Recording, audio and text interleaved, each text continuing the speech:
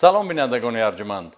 برنامه اخباری وزارت کارهای داخلی است که توسط تلویزیون تاجیکستان منظور شما می‌گردد. این لحظه امکان دارد وابسته به آشکار گردیدن جنایت‌های آدمکشی، معاملات غیرقانونی واسطه‌ای نشدار، فعالیت مردم فریبانه ساحران و جادوگران و دیگر حقوق و ویرانکنی‌ها برای خود معلومات پیدا نمود. در استودیو با شما من نصرت الله محمدزاده.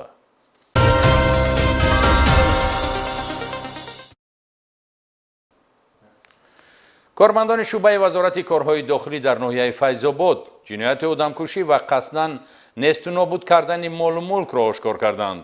صادرکننده جنایت شخصی بیگانه نیست.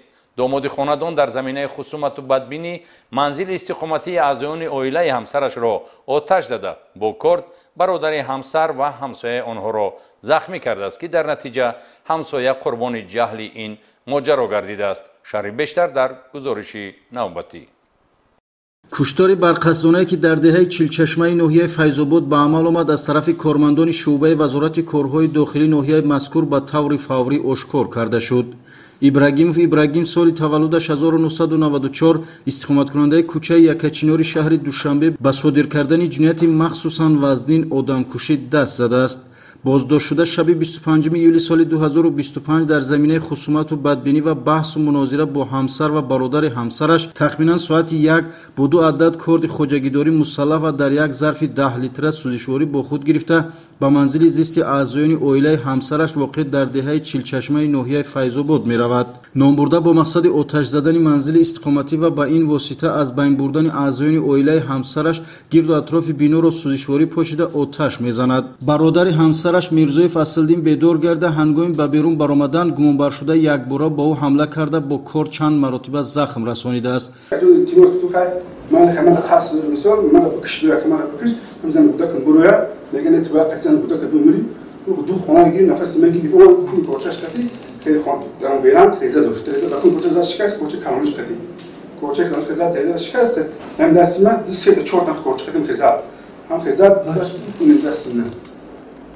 در نتیجه میرزای فصلدین فرار می نماید.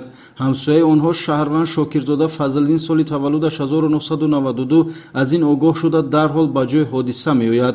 باز ابراگیم حرکت های جنایتی خود را ادامه داده به قفس سینه شاکرزاده فضلدین با کارد ضربه می زند که از جراحت سختی برداشته شهروند شاکرزاده فضلدین در جای حادثه به هلاکت می رسد. یک خیلی سیوی اومد من خیال کردم داداش یگام چی داره هم خیلی سراز دوید اومد نزدیکم شد دیگه من خیال کردم کونی کور داده دستم گفتم اگه کونی کور کرده تلاش میکنم عقیب میستم که عقیب ایستادم نگاه میکنم که دستای کوپ چه تنای کوپ خونه. گمانبر شده میخواست پس از صادر کردن جنایت مخصوصاً وزنین جای حادثه را ترک کند. با کمک ساکنان و کارمندان میلیسیا بازداشت گردید. قید کردن ضرور است که ابراگیم با شهروند میرزازاده مونیسه سال تولدش 1997 استقامت کننده ناحیه فیض‌آباد سال 2019 عائله برپا نموده در این مدت صاحب 2 فرزند گردیدند. در زمینه ویران کردن مناسبت‌های عائلوی با سبب‌های ناچیز بحث و مناظره و جنجال‌های پیوسته و منتظم دغلی و بدبینی ظاهر نمودن نسبت همسر اینچنین باز او را تهدید کشتن می‌کرده است. وابسته به جنایت مذکور نسبت ابراگیم از جانب پروکاتورای ناحیه فیض‌آباد در اساس ماده‌های 104 و 255 کدکس جنایتی جمهوری تاجیکستان یعنی آدمکشی و نیست و نابود کردن مال و اموال پرونده جنایتی آغاز گردد در پیشبرد تفتیشات قرار دارد.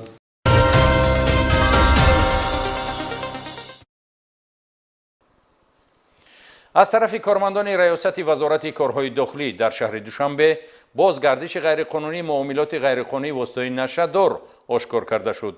در نتیجه دایر نمودن چاره‌بین‌های اپراتیو جستجویی 2 نفر نشد جلاب بازداشت و از آنها نزدیک 30 کیلوگرم واسطه‌ای نشدار نوع حشیش و متافیتامین مصادره گردید. همکارمان معیار میلیسیا سیراج‌الدین شکوری در این خصوص گزارش تهیه کرده است. کارمندان باتالون خدمت دیدبانی و پیراهداری میلیسیای شهر دوشنبه هنگام اجرای وظیفه‌های خدمتی شبانه شهروند شریفزاده سلمان سال تولدش 1999 ساکن شهر کلوب را با گمان معاملات غیرقانونی واسطه‌ای نشدار دستگیر نمودند. ضمن گفتگو شخصی از جیب نامبرده مقداری از واسطه‌ای نشدار نوع متامفیتامین با اصطلاح کریستال дарёфт ва мусодира карда шуд. Номбурда воситаҳои нашадори нави метамфетаминро ба қисмҳои хурдомода сохта бо мақсади фурӯш дар нуқтаҳои гуногуни шаҳри Душанбе пинҳон намуда, тариқи шабакаҳои иҷтимоии расм ва макони ҷойгиршавии онро ба дигар ҳаммаслакони ҷиноятии худ ирсол мекардааст. Пас аз дастгир гардидан аз ҷониби кормандони самти оперативии милитсияи пойтахт аз рӯи нишондоди Шарифзода Салмон як қатор чорабиниҳои оперативӣ ҷустуҷӯӣ гузаронида шуда, макони пинҳонгоҳ ва сарчашмаи воситаҳои нашадор муайян карда шуданд. дар натиҷаи тафтишот ошкор гардид ки дастгиршуда Шарифзода Салмон бо гурӯҳҳои нашаҷаллоб робита барқарор намуда, воситаҳои нашадорро дар ҳаҷми калон аз Холмуродов Акмал, сокини 28-солаи шаҳри Кӯлоб ба соҳибияти худ қабул намудааст. Номбурда бо мақсади пинҳон намудан нахуст воситаҳои нашадорро ба ноҳияи Варзоб бурда, дар манзили истиқоматии амакаш Шаҳрванд Шарипов Худойдод соли таваллудаш 1975 пинҳон кардааст. Бора гирифтем, рост тарафи Варзоб хонаи амакам бурдам, сад ҳамҷа мондам, бо обрат гирифтем, бора чӣ бурдам, квартира бурдам. Шарифзода Худойдод ки солҳои тӯлонист истеъмолкунандаи ин маводи зараровар аст, ба хушнудии воситаҳои нашадорро қабул намуда, ҳатто барои истеъмоли худ миқдоре аз воситаҳои нашадори нави ҳашиш гирифтааст. Салмон ба сари таксӣ рафт, ман рафтам айдуни ҷои нашавар сумкара ҳӯй кардам, 450 грамм нашаша гирифтам. мақсад пеш хонда. Гумаршаванда Шарифзода Салмон бо мақсади осон амалӣ сохтани ҳадафҳои ғаразноку ҷиноятии худ бо тавсеаи дигар ҳаммаслаконаш дар шаҳри Душанбе манзилеро ба иҷора гирифта, воситаҳои нашадорро аз ноҳияи Варзоб ба шаҳри Душанбе оварда, дар манзили иҷоравӣ пинҳон кардааст. Дар натиҷаи чорабиниҳои оперативӣ аз дастгиршудагон дар маҷмӯъ наздик ба 30 килограмм воситаҳои нашадори навъҳои метамфетамин ва ҳашиш дарёфт ва мусодира карда шуданд. Айни замон бо мақсади муайян ва дастгир намудани дигар аъзоёни ин гурӯҳи нашаҷаллоб аз ҷониби кормандони милитсияи пойтахт чорабиниҳои фаврии тафтишотӣ идома доранд. Нисбати Шарифзода Салмон ва Шарипов Худойдод тибқи талаботи моддаҳои 200 ва 201 кодекси ҷиноятии Ҷумҳурии Тоҷикистон парвандаи ҷиноятӣ оғоз карда шуда, бо мақсади дастгир ва ба ҷавобгарӣ ҷалб намудан гумбаршаванда Холмуродов Акмал дар ҷустуҷӯи расмӣ қарор дорад.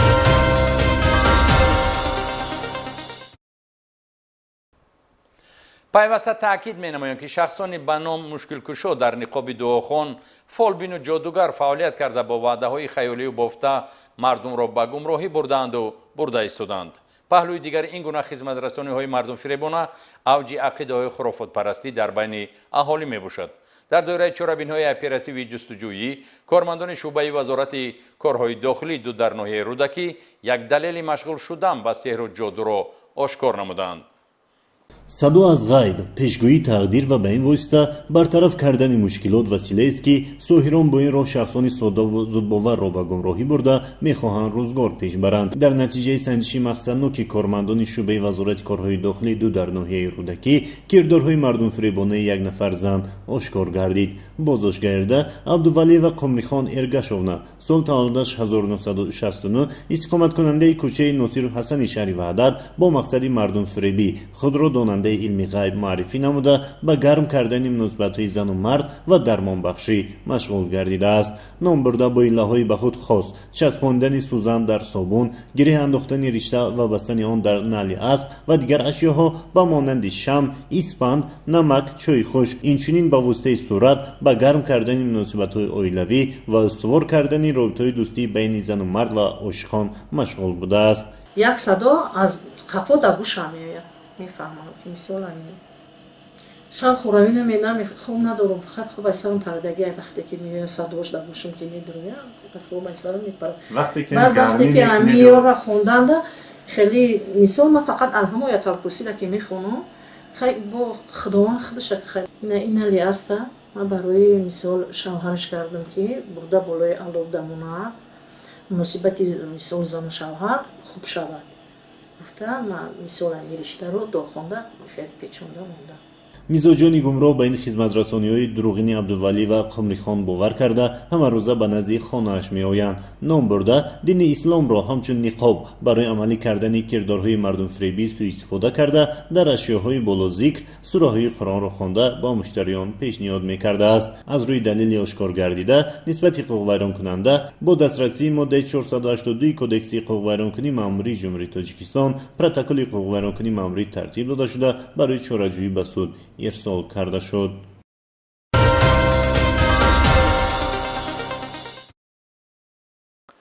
кормандони шӯъбаи вазорати корҳои дохилӣ дар ноҳияи файзобод низ ду ҳолати машғул гардидан ба сеҳру ҷоду ва фолбиниро ошкор карданд. боздоштгардидагон бо истифода аз ҳар гуна ашё ва ҷисмҳои карахт гӯё мушкилоти корафтадагонро осон мегардонида бошанд, аз ин ҳисоб маблағ ба даст оварда мардумро ба гумроҳӣ бурданд. шарҳи ҳамкоронамон дар ин хусус. аксар маврид шахсони бехабар аз рисолати дину мазҳаб дини исломро ҳамчун ниқоб барои амалӣ кардани кирдорҳои мардумфиребӣ суистифода менамоянд. зимни доир намудани чорабиниҳои мақсаднок аз ҷониби кормандони шӯъбаи вазорати корҳои дохилӣ дар ноҳияи файзобод ду ҳолати машғул шудан ба сеҳру ҷоду ва фолбинӣ ошкор гардид. шаҳрвандон султонов сафаралӣ соли таваллудаш 1957 истиқоматкунандаи ҷамоати деҳоти вашгирди ноҳияи мазкур ва эшонова ҳуснуро соли таваллудаш 1963 истиқоматкунандаи деҳаи орифон боздошт гардиданд ки ба фолбинӣ сеҳру ҷоду ва мушкилкушоӣ машғул буданд. номбурдагон бо истифода аз ҳар гуна ашё ва ҷисмҳои карах аз қабили қулф шам гугирд испанд ва маҳсулоти хӯрокворӣ гӯё мушкилоти корафтодагонро осон мекарда бошанд шаҳрвандонро дар манзили истиқоматии худ қабул намуда аз онҳо маблағ ба даст меоварданд. зимни аз назаргузаронии манзили истиқоматии номбурдагон як қатор ашёҳои барои сеҳру ҷоду истифодашаванда ҳамчун далели шайъӣ дарёфту мусодира карда шуд. бори дигар таъкид намудан ба маврид аст ки имрӯз илму донишҳои тиб дар сатҳи зарурӣ тараққӣ ва ташаккул ёфтааст. шаҳрвандонро мебояд аз чунин афроди ҷодугару фолбин дурӣ ҷуста ба амалу рафтори онҳо бовар накунанд. аз сабаби зиндагим хуб набудан ҳар рӯз дар хати оилаам ҷангу ҷанҷол мешид. ҳамин мулоро тавсия додам ки мулои соза мақсади зиндагиро хуб мекунад ба тарзи хондан. баъз оби гарм ба ман тавсия дод ки онро бар нимша вохта нимша овозӣ кунед нимша дар хона бушош зиндагӣ хуб мешавад. ба назди ҳамин занак рафтем, адрес додам ки бурен барои бахт муноқишода кардан рафтем. риштаву испанди зағир дуо хон дод гуфт ки замира дуд кунед бахтон кушода мешава, ҳеҷ фоида накард. якчанд сол шудааст ки ба дуохонӣ додани оби дам гармохунукунӣ машғул шудам. бисёр мардум як ақидаҳои нобоварона доранд, нодуруст доранд, меоянд гарчанди ба онҳо фоидаам ки накард ба ҳамин корҳо машғул мешаванд. ман фикр мекунам ки агар касое ки ин корҳоро мебинанд хубтараш ба назди ҳамин хеле одамон наёянд. ягон фоида надорад. вобаста ба ҳолати мазкур нисбати боздоштшудагон барои амалҳои мардумфиребонаашон маводҳои зарурӣ тартиб дода шудааст.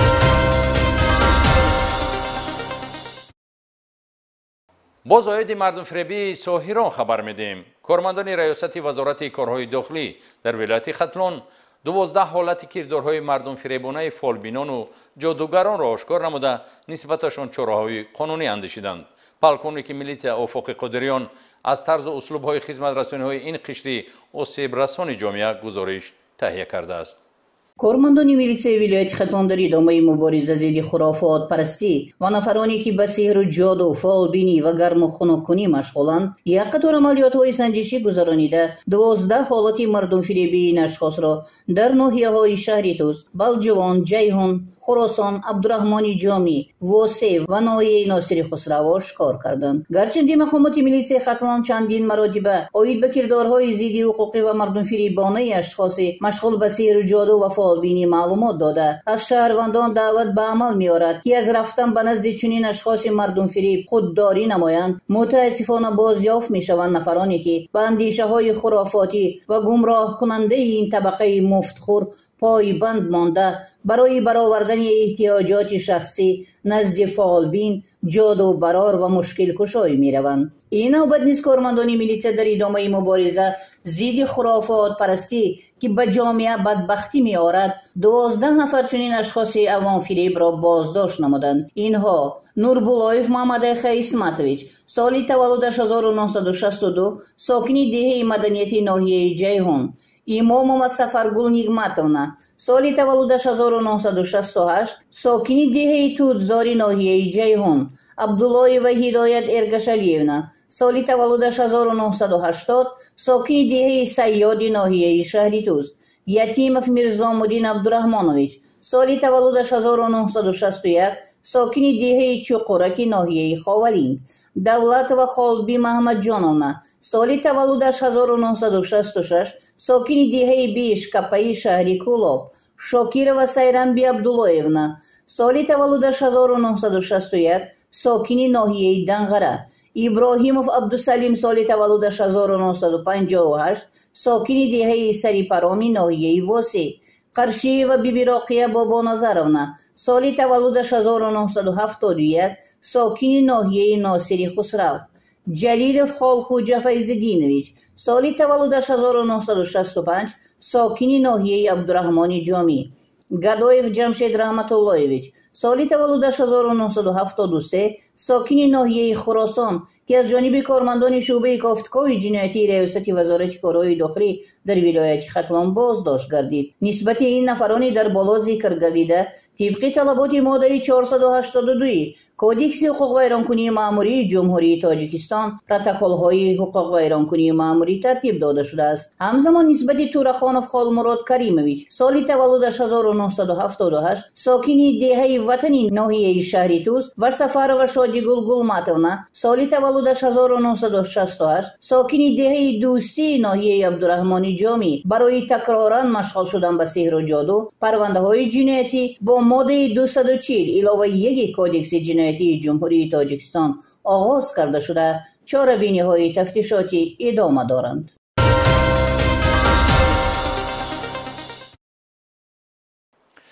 санҷишҳои мақсадноки мақомоти милитсия нишон медиҳад ки то ҳол дар ҷомеа шахсоне аз худ дарак медиҳанд ки талаботи қонуни ҷумҳурии Тоҷикистон дар бораи танзими ҷашну маросим дар ҷумҳурии Тоҷикистонро нодида гирифта ба исрофкорию худнамоӣ даст мезананд.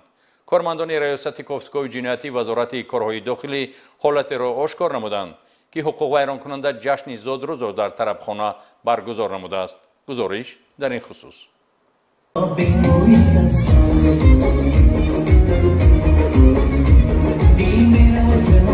ҳадафи қонуни ҷумҳурии Тоҷикистон дар бораи танзими ҷашну маросим дар ҷумҳурии Тоҷикистон баландбардоштани вазъи иқтисодиву иҷтимоии аҳолӣ ва пешгирии харҷу сарфи беҳуда аст, вале мутаассифона вақти охир ба мушоҳида мерасад ки ашхоси алоҳида талаботи қонуни мазкурро нодида гирифта ба исрофкориву худнамоӣ даст мезананд ки он боиси таблиғи дигарон ба ин амалӣ носолим мегардад. тибқи моддаи 10 қонуни мазкур ҷашни зодрӯз ба таври ихтиёрӣ танҳо дар доираи оила гузаронида мешавад, вале кормандони раёсати кофткови ҷиноятии вазорати корҳои дохилӣ ҳолатеро муайян намуданд ки шаҳрванд Нарзуллоева Мавзуна соли таваллудаш 2004 сокини ноҳияи Синои пойтахт талаботи қонуни ҷумҳурии Тоҷикистон дар бораи танзими ҷашну маросим дар ҷумҳурии Тоҷикистонро вайрон намуда ҷашни зодрӯзи худро дар тарабхона баргузор намудааст. ман Нарзуллоева Мавзуна сокини шаҳри Душанбе санаи 7 август зодрӯзма дар тарабхонаи Якачинор қайд кардем ҳамроҳи оила ва дугонаҳоям. маблағи ки дар тарабхона сарф кардед чӣ қадар буд ва кӣ пардохт намуд? 3000 аз хона дадам додак худам пардохт кардам. падари шумо чӣ кор мекунад? ронандаи такси. аз нишондоди бозоштгарида бармеояд ки падару модари ӯ ҷои пешгирии қонуншикании фарзандашон ба Нарзуллоева Мавзуна барои баргузор намудани ҷашни зодрӯзаш дар тарабхона мусоидат намудаанд. қайд кардан зарур аст ки барои бартараф намудани чунин амалҳои хилофи қонун аз ҷониби кормандони мақомоти корҳои дохилӣ пайваста чорабинои пешгирикунанда ба роҳ монда шуда шахсони исрофкору худнамо ба ҷавобгарӣ ҷалб карда мешаванд. аз ин рӯ аз ҳамаи шаҳрвандон эҳтиромона хоҳиш карда мешавад ки аз ин гуна кирдорҳои ғайриқонунӣ ки боиси таблиғи дигарон мегардад худдорӣ намуда дороии хешро ба эҳтиёҷоти заруриву манфиатбахш сарф намоянд.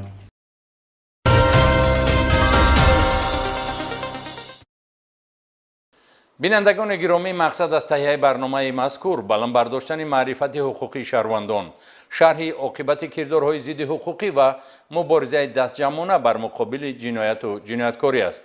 با امید رعایت معیارهای قانون، اطاعت به طلبات‌های آن و آسایشتگی خانواده شما برنامه این لحظه این را انجام می‌بخشیم. با میلیسیا همکاری نمایید. میلیسیا کفیل با اعتماد و سپر همیشگی شما است. خیر تا برنامه‌های دیگر خانه آباد و سربلند بمانید.